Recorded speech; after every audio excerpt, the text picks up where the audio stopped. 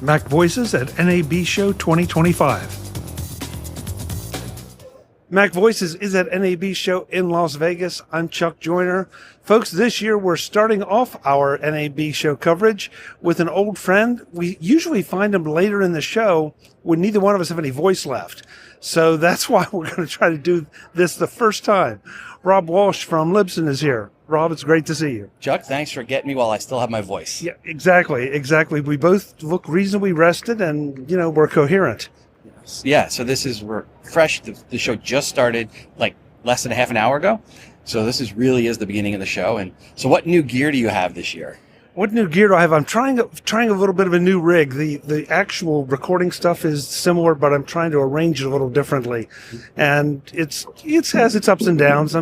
You can't help it. You're always tweaking things, right? Yep. So usually I ask you, what have you found at the show that you thought was neat? Or is there anything that you've marked out to go look at that you've heard of pre-announcements? Some of the Shure mics, I switched my microphone this year to Shure, so I'm anxious to see what they have coming next. DJI, I always stop by because that's the rig that I'm using here now. Saramonic is always another stop that I'd love to make because they have such unusual stuff. I didn't see any announcements that really screamed out like, oh my God, that's the first thing I have to see. But, everybody just keeps iterating, making things better, easier, faster.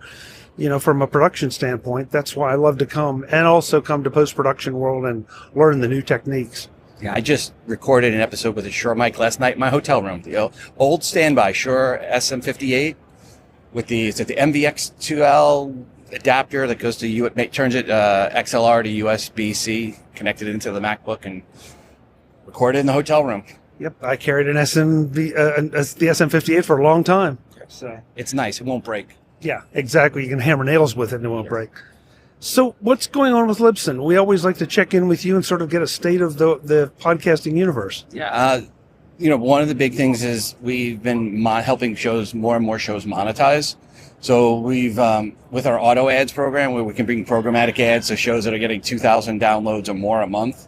And one of the things that we added this year was faith-based channel. So a channel for programmatic ads for shows that are faith-oriented. So Joyce Meyer, Pints with Aquinas, Girls Gone Bible are some of the shows that host with us, and we wanted to get a programmatic channel that would be faith-friendly. And so they've jumped on that, and a lot of people in podcast space don't realize that the faith community is a big percentage of the downloads. For Libsyn, it's actually our biggest genre. First of all, I had no idea it was a big deal, and certainly not that it was your biggest genre. Yeah, it's like 8.5% of our shows, but 15% of our downloads. Wow, really? That's fascinating. And, well, it says something that you decided to dedicate a whole option for it. Yeah, well, we had a lot of them like, hey, we want to do programmatic ads, but we're afraid that some of these ads might not be appropriate for the audience. So we worked with Joyce Meyer's team and Wow God Network and Truth Radio and a few others in the faith community to say, okay, which advertisers would you not want? Look through the IAB categories.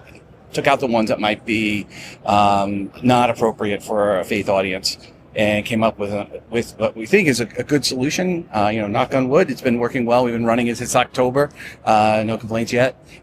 So and as one of the people said, look, I'm on the radio, and I just like to get ads also to help monetize their podcast, their production, pay the production people from the podcast side. So we rolled that out. So I think that's one of the bigger things we've rolled out new. But again, we also have secular advertising as well. If you want to be really aggressive, we've got some really out there casinos and alcohol ads. If you want that, comedy podcasts are fine with that.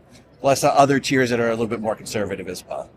It puts you guys in an interesting position because you have to sort of tier the ads for what the audience is, especially when they're programmatic. Yeah, because that's a hard thing for some podcasters that have been doing these host read ads for so long to kind of let go. One example of that was like Mike Rowe. I was like, Mike, you want to do these ads? He's like, oh, I don't know. I don't have any say on it. And I'm like, well, do you have any say on dirty jobs? And he's like, no. So I'm like, your audience will understand if they're not your voice, that you're not endorsing the product. It's just an advertiser. Right? Versus when you do the host read, which is a different level of commitment from a podcaster. Again, a host read says, hey, I looked at this product. I believe in this product. I want to get out.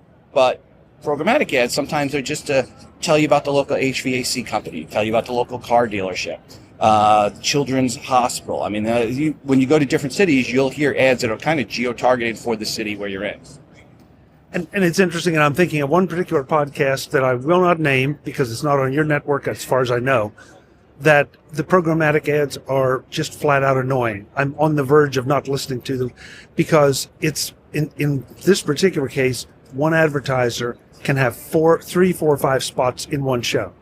And it's the same spot. And it's like, no. You got to do frequency capping. You shouldn't have the same advertiser programmatically in the same episode more than once. Yeah. And the partners we work with, we try to make sure that doesn't happen. And you as the podcaster, you get to pick how many ads you want. Do you want 1 pre-roll and 3 post-rolls and no mid-rolls? You can do that. Do you just want a few mid-rolls? Do you want 1 mid-roll and 2 post-rolls? You get to say on how many ads go in. So we're never going to put a ton of ads in if you don't want it. I do have one podcaster. He had a 20-minute long podcast, or has a 20-minute long podcast. He's got 5 ad spots, 3 ads per ad slot. He has it at 3, 9, 6, 3, 6, 9, 12, and the 15-minute marks, 3 ads in each of those. And I said, what are you doing? And he goes, I have a podcast on Bitcoin. They deserve it. And I was like, okay, if you know your audience. And his audience isn't complaining. They're still listening, and he's getting all this revenue from it. Wow. Which I'm assuming he's buying more Bitcoin with. Which might not be a bad investment at the moment. I'm not sure. But anyway, that's a whole nother podcast.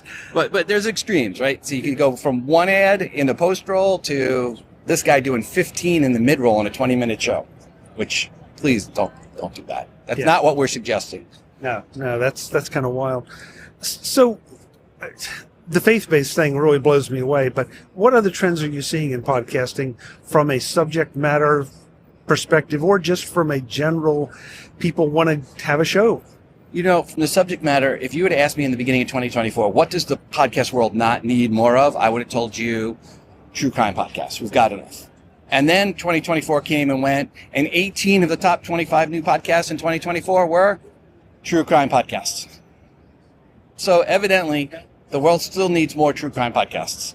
I don't know why, but it's still a trend. And the true crime podcasts, when we look at true crime podcasts on our network, it is the smallest category of shows, but it's number 5 out of all the iTunes categories for monetization. Okay. Yeah. Give the people what they want. Yeah, so true crime, evidently. So I started the JFK Files myself, which is a true crime and a history podcast. So, I was like, okay, I'll jump on the bandwagon after all these years. And how's it going? Oh, fine. That was one of the episodes I released last night. So, yeah, JFK Files. It's real simple. Just search JFK Files, and it'll be number 1 that shows up. Well, and it's an interesting time since we just saw the release of allegedly the rest of the JFK files. Not all of them. Some are still redacted. See, I went over that on the episode last night. It's not everything has been released. Close, but not there. Okay, sorry. So now I have another podcast I have to go and listen to. That's just great. Any other trends or anything, or any enhancements that Libsyn is doing? On the Libsyn side, we've been adding in all the different features that Apple's been asking us for. Full delegated delivery. You can now claim. You can obviously submit a show with Libsyn, but you can also claim it. Submit it directly to Apple from Libsyn, but you can also claim it now with a token. It makes it really easy to claim a show into your own Apple ID. So if you submit through us and you didn't have an Apple ID, later on you get an Apple ID. Makes it easy to claim it. We have a few other features coming up to help support Apple that we hope to roll out and announce here shortly. So listen to the Feed podcast. You'll learn more there shortly. But the big enhancements are we're getting all the features updated on the Libsyn 5 side of our UI. So we'll have that completed this year. And we're going to be adding in features for managing multiple users. That's just a little hint of what's coming here. Okay. So again, you're having to evolve along with the environment. Yes. So more features coming. This year is actually this is going to be a really big year for us in rolling out new features.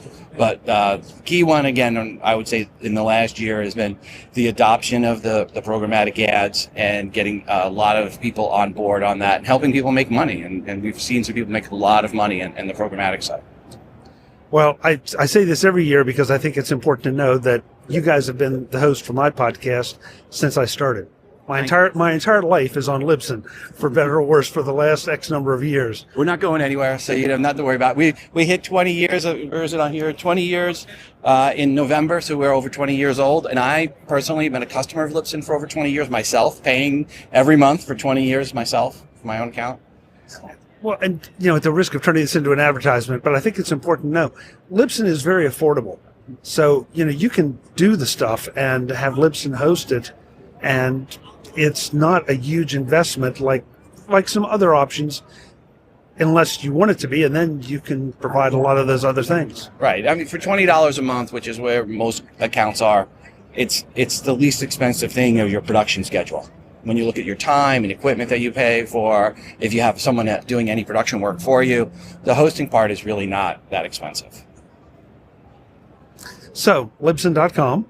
Libsyn.com, or just email me. I always give out my email, Rob, R-O-B as in Robert, Rob, at Libsyn, Libsyn.com. And Libsyn stands for Liberated Syndication.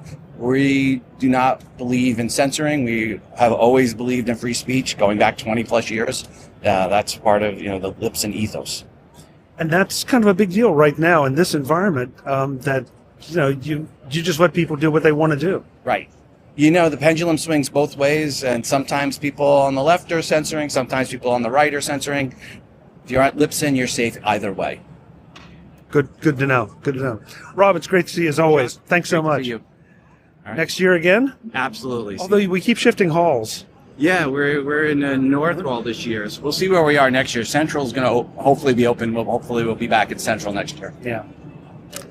Folks, I'm Chuck Joyner. This is MacVoices at NAB Show in Las Vegas. Thanks for watching. Visit MacVoices.com for show notes and to connect with Chuck on social media.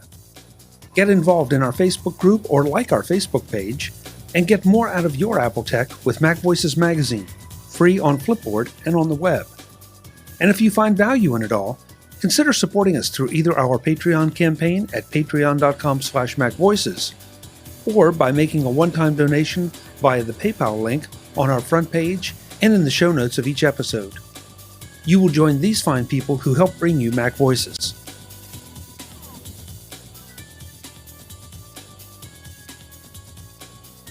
Advertising handled by Backbeat Media at backbeatmedia.com. Bandwidth provided by CashFly at cashfly.com.